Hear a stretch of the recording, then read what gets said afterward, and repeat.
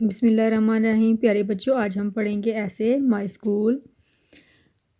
The name of my school is green public school. तो आपके school का जो भी नाम है वो इधर आप लोग राइट करेंगे।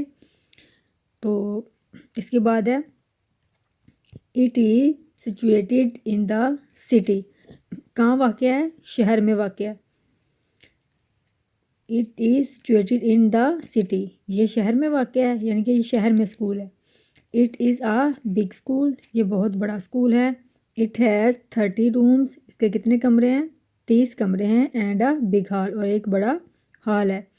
It has a beautiful garden, इसमें एक खूबसूरत बाग है। There are 30 teachers in my school. 30 teacher, कितने टीचर्स हैं? 30 टीचर हैं इसमें। There are 1000 student in my school, मेरे स्कूल में 1000 तलबा हैं।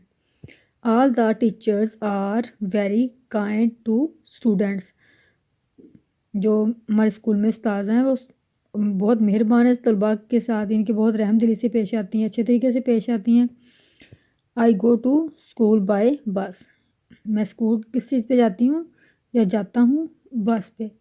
तो प्यारे बच्चों, इसको लर्न करें, बार बार इसकी प्रैक्टिस करें, तो बहुत इजी है। उम्मीद है आपको पसंद आएगी।